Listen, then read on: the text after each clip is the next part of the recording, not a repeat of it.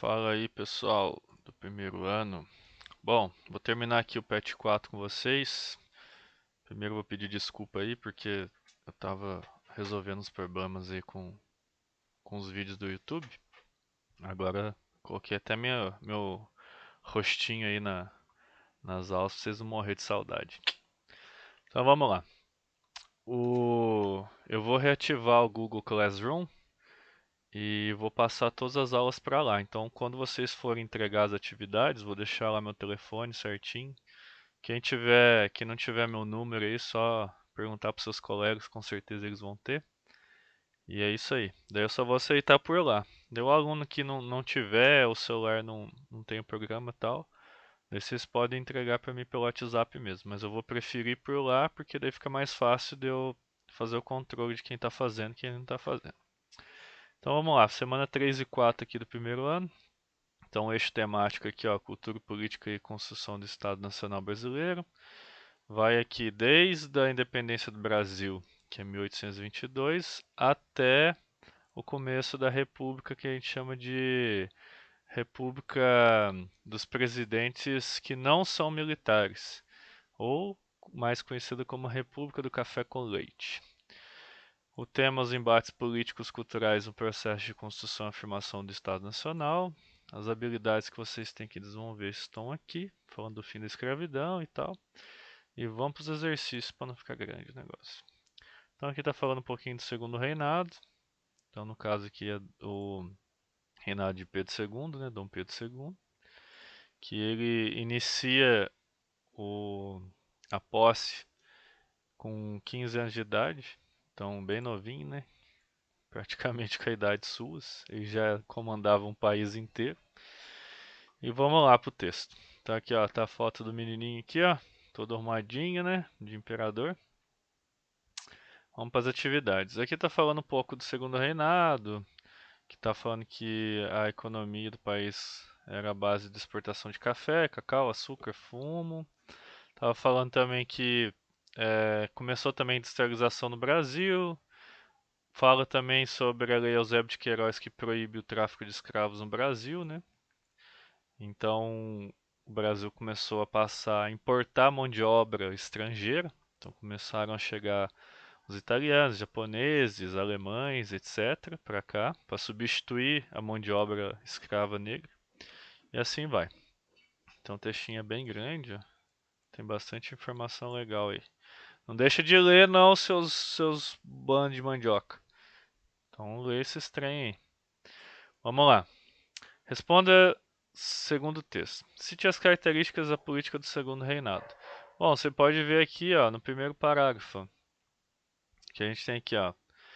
Dom Pedro II tornou-se símbolo do Estado centralizado, forte, estável e garantiador da ordem, com o afastamento da sociedade da participação política e do desejo de mudança, certo? Então, quais são as características que você pode citar aqui, ó? Eu descobri uma ferramentinha boa aqui, cadê ela? Eu sei que agora eu posso escrever no negócio aqui. Cadê aqui? Onde que tá? Não, não é essa aqui não. Essa aqui? Não, essa aqui também não.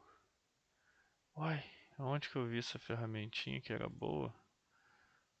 Não é esse trem aqui não. Era uma que você só escrevia só. Agora eu não sei onde tá mais. Deixa eu ver aqui. Acho que é essa aqui. Aí, ó. Então, o que que tá perguntando aí, ó? Arrasta esse trem pra cá, caramba. Eu tô apanhando esse trem aqui. Aí, agora sim. Bom, o que que são as características então? Então, após a chegada de Dom Pedro II, só lembrando que isso aqui não é resposta, tô só sistematizando o negócio aqui, deixando esqueminha. Então, após a chegada de Dom Pedro II, ou melhor, após a posse de Dom Pedro II, foi assegurado o quê? Foi assegurado um poder concentrado nas mãos do imperador e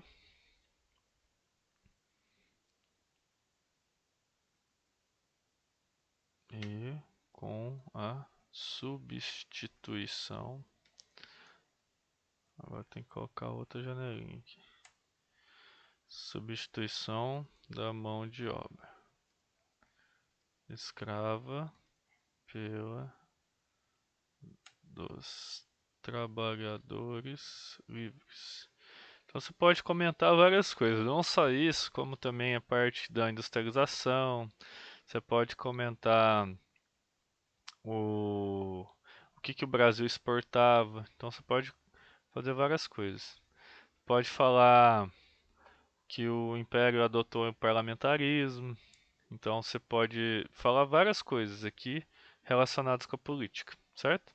Então isso aqui é só o comecinho da resposta. O que possibilitou a vinda de imigrantes para o Brasil? Bom, a primeira coisa que possibilitou a vinda de imigrantes para o Brasil foi aqui foi o financiamento da vinda, principalmente de São Paulo. Vou explicar isso aqui. Financiamento da vinda, principalmente de São Paulo.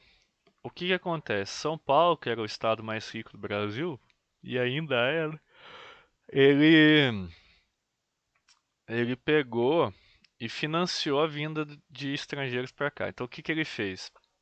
Ele trouxe para o Brasil italianos, portugueses, espanhóis, alemães, japoneses.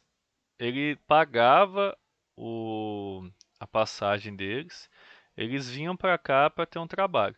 Só que o que acontece? A maior parte dos imigrantes, eles chegavam com dívida, porque eles pagavam, mas eles queriam que os imigrantes posteriormente dessem o dinheiro de volta.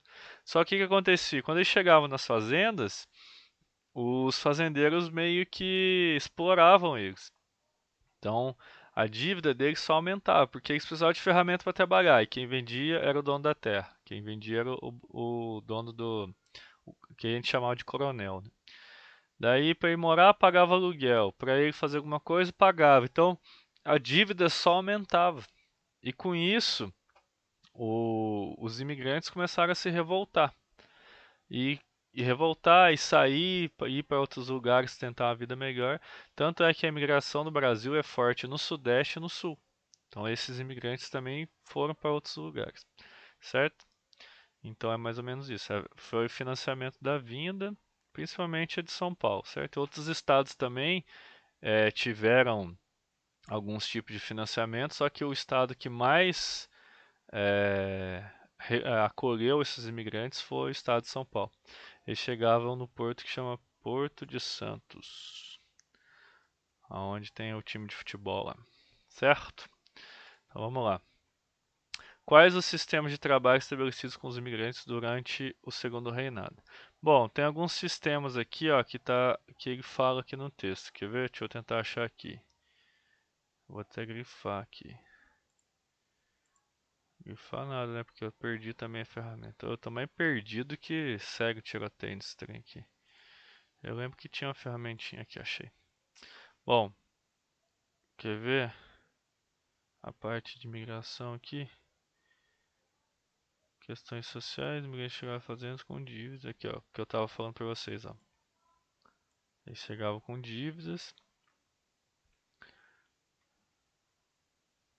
pelo seu sistema de parceria. Esse sistema de parceria, o que acontecia lá? Onde parte da colheita ficava com o dono da terra e outra parte com o trabalhador. Tinha esse sistema de parceria e tinha o sistema que chama colonato. Deixa eu ver se eu acho aqui. Começaram os imigrantes, muitas vezes preferiam essa mão de obra. Deixa eu ver aqui. Atlântico.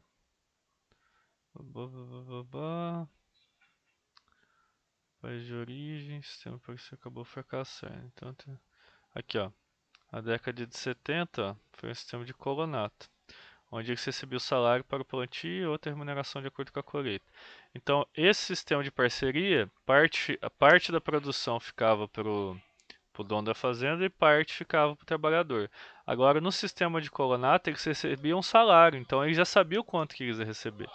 Então isso aí para eles era muito melhor, né? Porque daí você sabe quanto você vai receber. Imagina se você for contratado, o cara não fala quanto que vai te pagar e chega lá no final do mês ele te paga uma quantia que ele achar boa para ele, entendeu? Por exemplo, você morre de trabalhar o mês inteiro e recebe R$ 200. Então você veja por que que não deu certo. Então aqui, ó, quais os sistemas de trabalho estabelecidos com os imigrantes durante o segundo reinado? Bom, foi primeiro o sistema de parceria e posteriormente o de colonato. Esse de colonato que foi, entre aspas, o melhor, certo? Aí vocês explicam o que cada um aqui, igual eu falei antes para vocês no texto. 4. A desculpa eu estar meio vesgo, é porque às vezes eu leio aqui na tela do meu computador, então eu estou usando a webcam para mostrar esse rosto feio aqui. Quais os fatores desencadearam a proclamação da República? Bom, a primeira coisa que você pode falar aqui é a questão da escravidão. Então, o que que acontece? Cadê aqui? A primeira coisa foi a escravidão, ó. Escravidão. E por que que a escravidão foi um fator? Porque o Brasil todo, toda a mão de obra dele era baseada na escravidão. Então o imperador, o que que ele fez? Ele acabou com a escravidão. Então ele acabou com a escravidão em que ano? Em 1888, certo? Foi abolida a escravidão. A Lei Áurea, que chama. Lei Áurea. Áurea tem acento. Lei Áurea, certo? Daí o que que acontece? Qual foi o ano da proclamação da República? O que que é República? Você tira o imperador, que imperador não tem, ninguém vota no imperador. Ah, vou votar no Dom Pedro esse ano. Não, não existia isso. O cara era presidente até ele morrer, certo? Ele governava o país até ele morrer. Então, o que que é a República? República é porque os coronéis, o pessoal que tinha poder na época, eles queriam o quê? Eles queriam eleger, colocar lá na política as pessoas que eles confiavam. E como Dom Pedro estava indo contra eles, abolindo a escravidão, eles queriam alguém que fizesse leis melhores para eles, certo? Então isso, a República, quando eles tiraram Dom Pedro II do poder e colocaram um presidente, que no caso o primeiro presidente aqui foi o Floriano Peixoto e Marechal Deodoro. Marechal Deodoro, que a gente chama de República da Espada, porque o Marechal obviamente era do exército. República da Espada. Opa, espada. Então o que acontece? Eles tiram o Dom Pedro II e colocam um Marechal. Marechal, no caso, é um título de uma patente do exército, é a patente mais alta. Então eles colocaram o Marechal Deodoro. Por que que eles fizeram isso? E que ano que foi isso? 1889, certo? Então você vê que aboliu a escravidão um ano antes da proclamação da República. Então o que que acontece? E a abolição foi gradativa. Primeiro eles foram criando leis, por exemplo, não podia mais traficar escravo. Então você não podia trazer escravo mais da África. Não, escravo que completasse 60 anos tinha que ser liberto. Depois teve a lei do ventre livre, que é a lei que falava que todo escravo que nascesse a partir da data da promulgação da lei, ele não poderia ser escravo. Então isso foi gerando atrito no governo, atrito. Pô, Dom Pedro, que negócio que é esse? Você vai agora abolir? Eu tô cheio de escravo aqui, vou fazer o que com eles, tal. E tinha que sustentar os escravos que não poderiam ser mais escravos. Então criou uma situação meio estranha ali.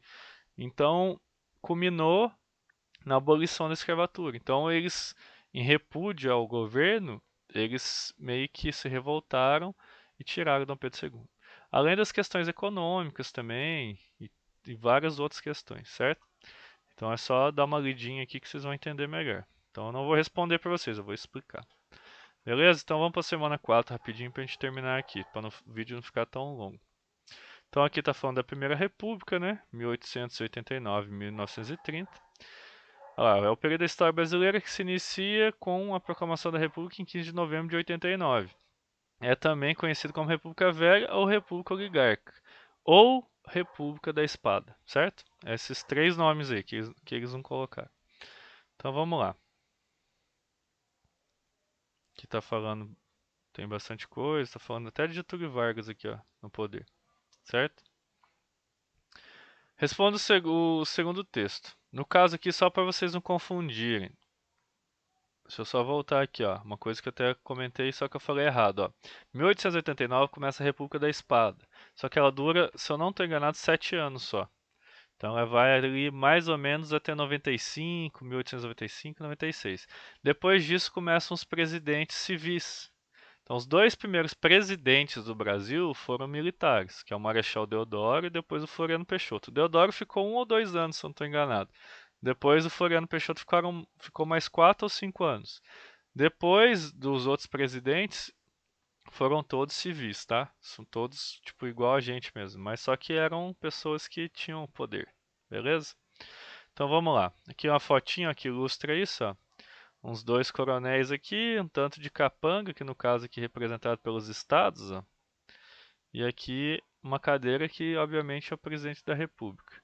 No caso aqui um é de São Paulo, outro de Minas Gerais. E isso a gente chama de República do Café com Leite. Por quê? Porque São Paulo era o maior estado produtor de café e Minas Gerais era o maior estado produtor de leite no Brasil, que eram os dois itens de consumo assim que davam mais dinheiro na época. Então as atividades aqui.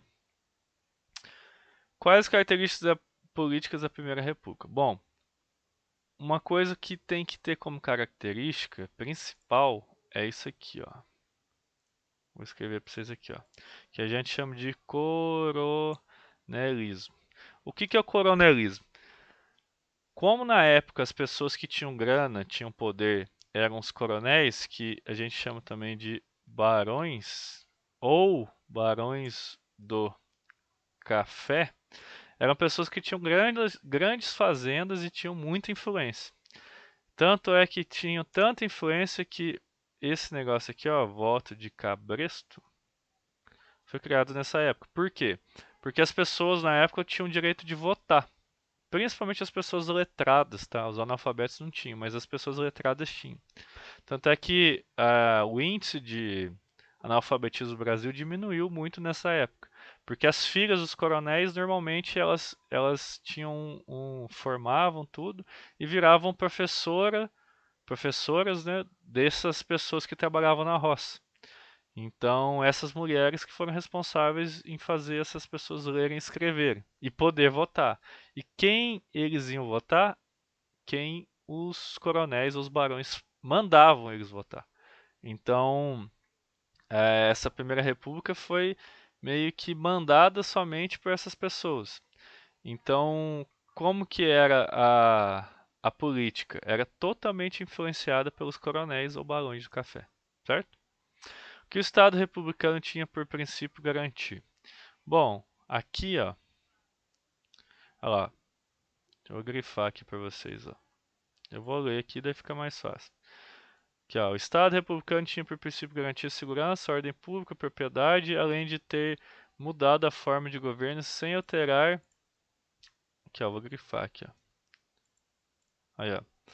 Além de ter mudado a forma de governo sem alterar ou conceder direitos a uma sociedade excluída desde a monarquia, ou seja, um Estado autoritário e excludente. Então, o que o Estado republicano tinha por princípio garantir? A propriedade de terra, obviamente. Então, não houve reforma agrária, por exemplo, se você fosse pobre, um sem terra, se você não tivesse uma terra para plantar, fosse um agricultor, desiste de ter um sonho de ter uma terra. A reforma agrária é isso. O governo tirar um pedaço de terra de alguém que tem muita terra e não produz nada e te dar um pedacinho de terra para você cuidar, para você se virar, para você ter essa família ali e uma garantia de vida melhor. Não existia isso. Então era existia a propriedade, existia o quê? A garantia de propriedade privada e um estado excludente que está falando. Então as pessoas que eram pobres, os ex-escravos eram todos o quê? Excluídos da sociedade. Quais os objetivos da política de imigração? Bom, tinha um princípio, inclusive os governantes da época acreditavam nisso aqui, ó. como que eu posso escrever? É branqueamento, aqui entre aspas, tá? Essa palavra aqui teoricamente está errada. Branqueamento da população. Então, o que que eles acreditavam?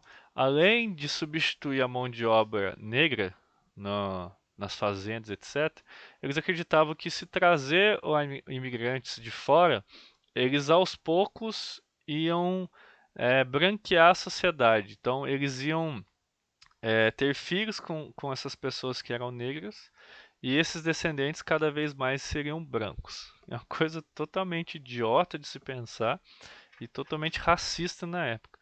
Mas a sociedade na época era extremamente racista e excludente. Isso que vocês têm que ter na cabeça. Então, esses imigrantes, eles também foram, como que eu posso falar? Eles também foram duramente recriminados aqui quando eles chegaram, mas não de uma forma de escravo. Eles contraíam dívidas e eles eram extorquidos pelos donos das terras. Os escravos eram forçados a trabalhar. A vida deles era extremamente difícil, extremamente árdua, extremamente tipo desumano. Então vocês têm que diferenciar isso. Outra coisa é o seguinte, que essa política de não ter tipo, dado algumas soluções, né, para a população negra que estava à margem da sociedade ser reintroduzida na sociedade, por exemplo, ter direito ao acesso à escola, o direito do trabalho, o direito de ter a propriedade de terra, de casa, essas coisas assim. Esses direitos que foram tomados da população negra naquela época refletem até os dias de hoje. Então é uma coisa que vocês têm que ter extremamente atenção na hora de estudar isso, certo? Porque o reflexo do passado a gente consegue ver ele hoje, certo? Então os objetivos eram o branqueamento da população, trazer uma mão de obra, que a gente chama mão de obra especializada para a indústria, certo? Para a indústria. Então isso aí ajudava no quê? Porque os europeus eles já tinham conhecimento das máquinas, já tinham esse conhecimento prévio. Então quando eles iam para o Brasil estava começando a se industrializar. Então ele precisava dessa mão de obra também. O que o governo provisório instituiu? Então, o que foi o governo provisório? O governo provisório, deixa eu pegar aqui para vocês, ó. Aqui, ó. Vou mostrando no texto que daí fica mais fácil vocês entenderem também. Aqui, ó. Governo provisório instituiu o federalismo. Os estados adquiriam autonomia, houve a separação entre a igreja e o estado e a convocação da Assembleia Constituinte. Bom, vamos começar por parte. Vou começar pela mais chata. O que é uma Assembleia Constituinte? Constituinte. O que é uma Assembleia Constituinte? Aquela que vai fazer uma Constituição. O que é uma Constituição? Conjunto de leis que regem um país. Então, por exemplo, você tem direito à água, tem direito à casa, tem direito a estudar, o Estado tem que prover isso, tem que se virar para te garantir isso. Por exemplo, você tem direito à escola. Ah, mas eu não estudo em escola particular, mas sempre vai ter uma escola pública. Ah, eu tenho direito a uma casa. Você vê que tem vários planos do governo que dão casa para a população pobre. Então o Estado tem que fazer isso. Ou te dá um emprego, entre aspas, né, proporcionar um emprego para que você tenha condição de pagar um aluguel. Então, isso são deveres do Estado e a Constituição normalmente que aplica essas leis. O que é federalismo? Federalismo fala que cada Estado tem suas próprias leis. Então, é um Estado que a gente chama de autônomo. Então, na época, ainda mais forte do que hoje em dia, cada estado do Brasil, eles tinham suas próprias leis. Então, por exemplo, se São Paulo, vou dar um exemplo bem idiota, tá? São Paulo tinha pena de morte, Minas Gerais não. Os Estados Unidos são assim até hoje, só que os Estados Unidos a Constituição deles é menorzinha, a nossa é gigante. Então, como a Constituição deles é menor, cada estado pode criar regras diferentes. Exemplo que eu acabei de dar, nos Estados Unidos isso existe. Tem estado que tem pena de morte, tem estado que não. Tem estado que você pode usar certos tipos de droga, tem estados que não. Então, isso que a gente chama de federalismo. O Brasil é assim também, só que ele é num grau menor. Mas os estados têm como elaborar leis diferentes uns dos outros? Tem, principalmente fiscais, tá?